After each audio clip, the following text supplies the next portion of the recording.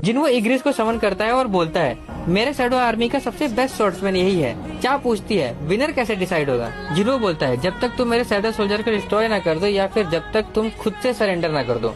जिन्हो सोच रहा होता है कि मैंने चा से बोला था कि मैं अपना सबसे स्ट्रॉन्गेस्ट शैडो सोल्जर यूज करूंगा, लेकिन बेरू को चा के सामने लाना सही नहीं रहेगा। जेजू आइलैंड पर उसकी वजह से ही चा इतनी ज्यादा घायल हो गई थी, इसलिए एग्रिस बेस्ट चॉइस था। इसके बाद उनकी फाइट स्टार्ट होती है, दोनों की शॉट्स टकराती है जिसकी वजह से तेज धमाका होता है। तभी हमें दिखाई देता है कि चेयरमैन भी उस बिल्डिंग में होते हैं, उनको भी ये आवाज सुनाई देती है। वो सोच रहे होते हैं कि आज तो किसी हंटर ने जिम के लिए रिजर्वेशन नहीं किया था। फिर वो जिम का कैमरा चेक करते हैं तो उन्हें जिन्हो और चा दिखाई देते हैं। वो सोचते हैं कि ये लोग यहाँ कब आए और क्यों।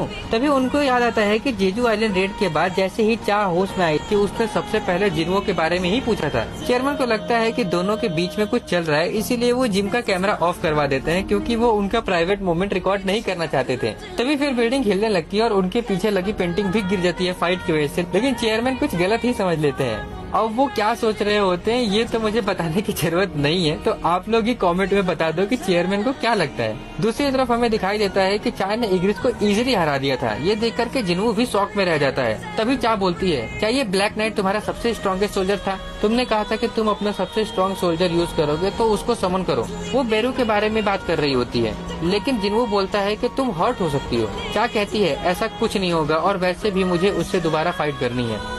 तो जिन्हो फाइनली बेरू को समन करता है और उसे एक ऑर्डर देता है, चा को बिना हार्म किए डिफीट करो।